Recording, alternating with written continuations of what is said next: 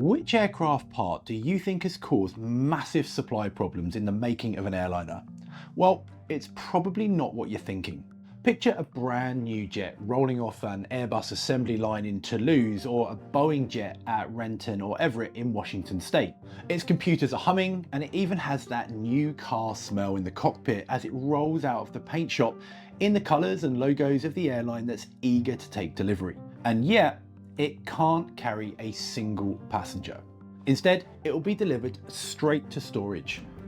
Why? Well, it's not the engines. These can be a headache for aircraft makers and airlines, but in this case, they're hanging under the wings just fine.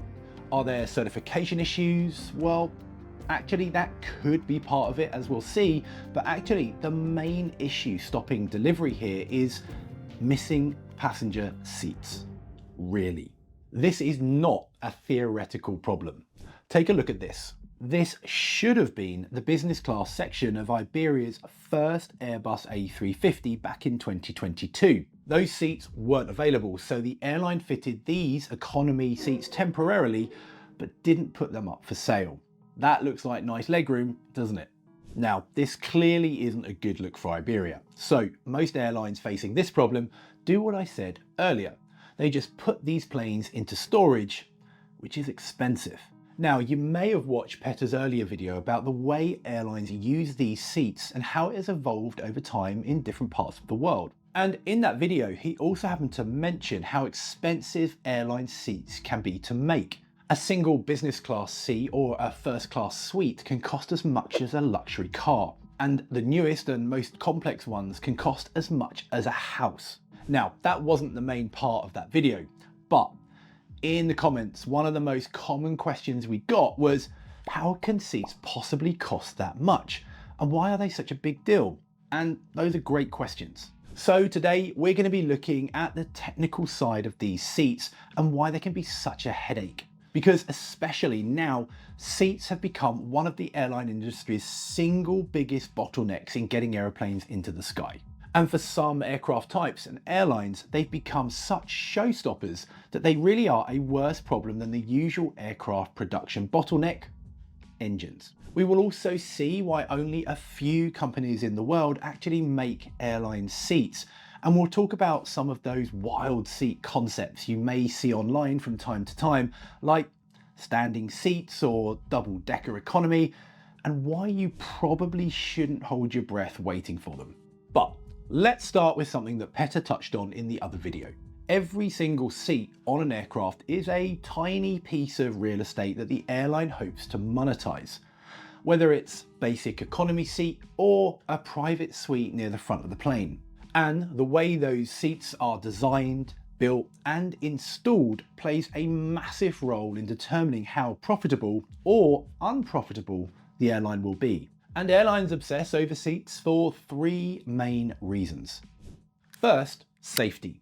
A seat isn't just a piece of furniture, it's one of our most critical safety devices, and it has to withstand the forces far beyond what you'd ever experience in a normal flight. Every seat, even the most basic economy model, must absorb crash impacts and maintain its shape well enough so that it won't injure its occupant or slow the evacuation afterwards. Secondly, seats are a key part of brand identity.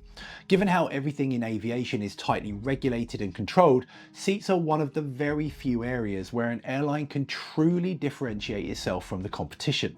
The colour, the shape, the fabrics, pretty much every detail sends a message about what kind of airline you're flying with. A premium carrier, for example, wants you to feel luxury. A flag carrier might concentrate on national pride, and a low-cost carrier wants you to feel that you're getting plenty of value for money. And thirdly, seats directly influence an airline's revenue strategy. Now, Petter covered this in the previous video, but briefly, airlines have to choose between maximizing seat numbers or concentrating on revenue from the bigger, fancier and much pricier seats up front, which is why the exact layout of an aircraft cabin is one of the most carefully calculated decisions an airline will ever make. So, a lot of airline decisions depend on seats, which is a big part of why they're such a bottleneck. Because if you look at the construction of modern passenger seats, you will see that there's a lot going on with them. And modern business class or first class seats in particular are complex pieces of engineering. These aren't simply reclining chairs, they're a collection of systems and machines designed to make you feel as comfortable and as safe as possible. They have motors and actuators to adjust the seat position between upright and fully flat. They have functions that move privacy panels and swing out tray tables. They have wiring for power outlets, mood lighting, and sometimes even electric privacy doors. And they're packed with sensors, USB ports, and bigger screens for in-flight entertainment. And some of these business class pods have as many as 3,000 individual parts, all sourced from dozens of different suppliers spread out across multiple countries. One manufacturer recently said that a single business class suite can have components from 50 different companies, and that complexity comes at a price, not just financially, but operationally. And don't forget that all of those moving parts are things that can break. So airlines have to keep plenty of spare parts, motors, switches, upholstery, and other electronic components on hand because premium seats are notoriously high maintenance. Even the modern economy seat, with far fewer moving parts, needs regular maintenance and care. And it's not just the looks and the function of these seats that we care about. There's also the safety factor that I already mentioned. Every seat has to pass crash testing to prove it can survive forces up to 16 times the force of gravity. These tests slam the seat forward and down at violent speeds, simulating the forces of a crash landing. During this, the seat must hold its shape, restrain the passenger, and prevent anything sharp or heavy from breaking loose and injuring people in the cabin. Meanwhile, the complex in-flight entertainment systems and other electronics shouldn't start a fire or shatter during the impact. And the cushions and fabrics on a seat must obviously be fire resistant, but also produce minimal toxic smoke if they do catch fire. Regulators test how quickly seat materials ignite, how fast the flames spread, and how much smoke they give off. And the testing isn't just about individual seats. An entire layout of such seats must be tested together to prove that it won't block emergency exits or slow down an evacuation. Certification rules require aircraft manufacturers to prove that everyone on board can evacuate the aircraft in 90 seconds or less, even in the dark, with half of the exits blocked. And remember that, as this will come up later. But the crucial thing to keep in mind here is that even small changes to a seat design, like adding a new headrest, tweaking the armrests, changing the materials, or even modifying where the seat mounts to the floor, can trigger a whole new set of regulation requirements. Which is why designing new seats is so complicated and so slow. So, who takes on this hard work? Who makes your airline seats? Well, I'll tell you after this. Thank you, Ben.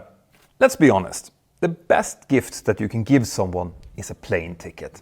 There's just no feeling like it. A window seat, the promise of adventure, the feeling at takeoff, especially from the front. But if you want something a little bit easier to wrap and just as meaningful, handcrafted jewelry is a close second. Today's sponsor, Holzkern, are a family-owned business based out of Austria who make one-of-a-kind watches and jewelry. All of their products are made with natural materials like peacock feathers, gemstones, wood, freshwater pearls, even actual leaves. And no two products are alike, so you can really pick out something unique and meaningful for that special person in your life. In fact, I have been wearing my watch for the past year now, and as you can see, it's absolutely beautiful. I just love the little technical details that you can see inside of the mechanism. I also love that they craft everything in small batches to ensure high quality and responsible, ethical production. They even pay your customs fees for you, so you can enjoy free worldwide shipping and get your order within 5 to 9 business days. Plus, you can get exclusive products, discounts and pre-sale access for free by joining their premium club. All you have to do is to sign up on their site. So, scan this QR code or head over to holzkern.com/mentor and use my code MENTORNOW for 15% off on the entire website. Thank you, Holzkern, for supporting the channel. Now let's get back to Ben. Like many other things in the aviation industry, consolidation and high initial investment costs mean that the market for airline seats is dominated by just a handful of big players. There's Safran, Collins Aerospace, Recaro, Thomson Aero, Stelia, and Jamco. And that's pretty much it. It's such a short list because certifying and producing an aircraft seat is extremely hard and very few manufacturers have the facilities and skilled workforce to do it. Also, while these companies have to be able to produce these seats at scale, the overall numbers aren't actually that high, especially for business and other premium seats. Only a few companies can survive on the number of seats needed every year by airlines. And like most things in aviation, the costs of manufacture and certification are incredibly high, which pretty much guarantees that only a small number of suppliers will be able to produce them, which is the same story for all the other aircraft parts. And to put into perspective how expensive individual parts can be, have a guess how much a Boeing 737 windscreen wiper motor assembly costs. Believe it or not, it can cost up to 17,000 euros for one motor.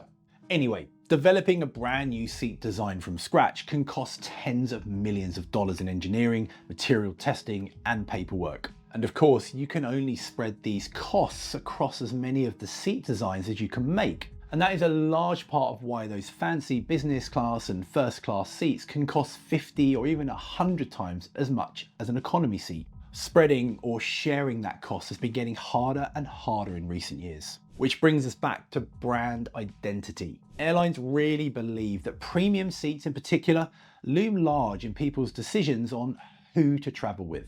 If, for example, Delta's seats were more comfortable or modern or have a better entertainment system than, say, United, then it might make the difference between a customer choosing to spend hundreds or thousands of pounds with them or not. So, airlines want to stand out. And this could mean unique textures, different materials, sophisticated in-flight entertainment, or just better USB-C chargers. All of this means that a business class seat on, say, Qatar Airways looks completely different from one on Lufthansa, even if they started out from the same basic design platform. And that means that manufacturers end up designing, engineering, and certifying bespoke seats for almost every airline customer, adding months or even years to development timelines and creating huge backlogs, which also adds tens of thousands of dollars to the cost of each seat. And one of the most notorious stories in this field was around Zodiac Aerospace, a major seat manufacturer that eventually became part of Safran. Back in the 2010s, Zodiac really struggled to deliver business class seats for Boeing's then brand new Boeing 787. The delays were so severe that United and American Airlines were forced to park brand new jets in storage because the interiors simply weren't finished. The planes were physically complete, just empty. And this understandably caused enormous frustration across the industry. Boeing was furious because delayed seats meant delayed aircraft deliveries and huge financial penalties. The airlines were also losing money because they couldn't operate their shiny new planes, and passengers flew older planes with dated interiors instead of the new fancy cabins that they'd been promised. And it got so bad that Boeing decided they needed more control over seat production. So they launched a joint venture called Adient Aerospace, specifically for aircraft seating to reduce their dependence on external suppliers. Airbus, meanwhile, began working much more closely with seat manufacturers, often intervening directly to help manage production schedules and quality issues, just to keep aircraft deliveries on track. The lessons from the Zodiac crisis were a clear warning, but it happened around a decade ago. So why are seats such a bottleneck now? Well, the pandemic upset a lot of fragile balances in aviation. And as it turns out, seats is one of the more persistent ones. When COVID hit, airlines stopped ordering new planes and started parking the ones that were just delivered in the deserts of Spain and California. Seat manufacturers shut down production lines, furloughed their workers, and scaled back operations to survive. But when travel came roaring back, seat manufacturers suddenly faced a perfect storm. Airlines rushed to take delivery of new aircraft to capture the rebound in passenger demand. But the seat factories just were not ready. Skilled workers who were laid off in 2020 were slow to return, or sometimes didn't return at all, having moved on to other industries. And supply chains for specialized materials and electronic components were still in a tangle. And in order to capture new passenger demand, many airlines doubled up on cabin refreshes with customized products that required complex certification and manufacture. So as a result, seats went from being an afterthought to actually holding up aircraft deliveries. Consider Lufthansa, for example. In 2023 and 2024, Lufthansa acknowledged that it was parking brand new state-of-the-art Airbus A350s and Boeing 787s simply because the custom seats for its new Allegris business class just weren't ready. Now, some of you may be asking, if the current seats we have are such a problem, is there a chance for something new? After all, every few months it seems like there's a new viral headline or TikTok about some radical seat concept. Standing seats, double-decker economy cabins, seats that look like a bicycle saddle, bar stools, or futuristic pods stacked on top of each other. Now, while these wild designs do get tons of clicks and views, the chances are that none of them are actually going to ever make it into service. So why? Well, some of you have probably already guessed, the safety requirements we have mean that seats will probably look very similar for a very long period of time. Remember that 16G crash requirement we talked about earlier? Well, many of these standing or perch style designs simply can't pass these tests. Passengers have to be restrained in a way that keeps them from slamming forward during an impact, so any seat without a strong back is an instant no-go. Plus, of course, there's the evacuation considerations too. Again, aviation regulators require every seat layout to prove that all of the passengers can evacuate the aircraft in 90 seconds or less, even with half of the exits blocked. And if you start stacking passengers vertically or cramming them into super narrow rows, it becomes much harder to get everyone out quickly. Regulators simply won't approve designs that slow down evacuations.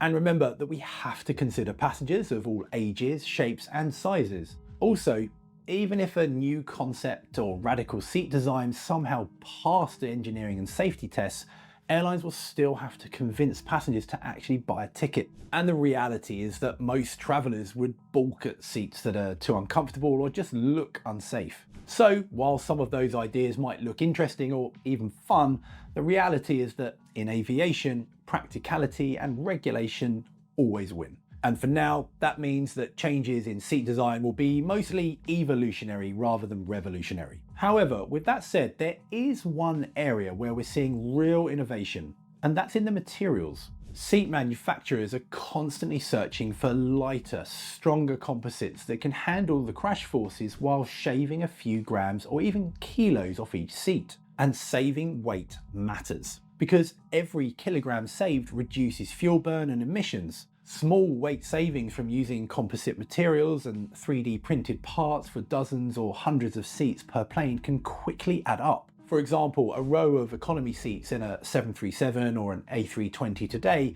can weigh less than half of what older versions weighed 2 or 3 decades ago. Let me give you some context. If we reduce the weight of a Boeing 737 by a ton, the airline would reduce the fuel burn of that aircraft by approximately 25 kilograms for every hour it flies. And based on how much time it spends in the air over its lifetime, that can quickly add up into big savings. And talking of sustainability, airlines and seat manufacturers are also working on making seats and cabin upholstery more sustainable. We're seeing recycled materials, plant-based leather alternatives, and perhaps more importantly for the airlines at least, seat covers designed to be more durable and easier to clean, reducing waste over time while also requiring less time to clean between the flights. There have also been proposals for seats that are more accessible for passengers with disabilities or in wheelchairs, an area that, quite frankly, the entire industry has ignored for too long. Fortunately, for many passengers, there is some good news involving economy seating too. There's a quiet revolution happening in how seat frames are shaped to maximize legroom without actually increasing the seat pitch. Companies like Recaro have developed slimmer seat backs with sculpted designs that actually create a bit more knee space. It's of course not a miracle fix, but small changes like this can add up into a noticeably better ride. And just for the record, this means that seat pitch alone isn't really a good way to compare economy seats, especially if they were made in different decades. Elsewhere, some airlines are also experimenting with small ways to improve the experience in economy on long-haul flights. Air New Zealand has launched the Sky Couch, an additional seat mechanism that allows 3 economy seats to become a sort of lie-flat bed. And they've also proposed something a bit more extreme. Their Skynest bunks can be rented for a few hours for economy passengers on their ultra long-haul flights. And finally, there's the digital side. In-flight entertainment screens are getting bigger, higher resolution, and more integrated with personal devices. There's even talk of smart seats that can recognise passengers and remember their preference for lighting, seat position, and even food choices. And if you didn't finish your movie on the flight to your destination, it will remember where you stopped, so you can finish it on the flight home. Although that kind of sounds just like a clever airline app to me. In any case, all of these customizations are big selling points, provided airlines are willing to deal with the complexity, cost, and potential maintenance headaches. But most experts agree that any significant changes in seats are going to come along very, very slowly. Hopefully though, airlines will gradually learn to rationalize their design choices a bit better to help reduce those seating supply issues. But only time will tell. Either way, wherever you sit on your next flight, either row 1 or row 51, spare a moment to appreciate the engineering and production challenge that these humble or not so humble seats represent. So, what do you think? Have you seen any seat designs you'd love to try or maybe avoid at all costs? Have you seen any radical new designs that you'd like to see coming a reality? Let me know down in the comments below. Now, remember to like and subscribe if you like this video, and I hope you've checked out our podcast over on the Captain Speaking channel. If you haven't seen it yet, you can find a link in the description below. My name's Ben Watts, you're watching Mentor now. Have an amazing week, and I'll see you next time.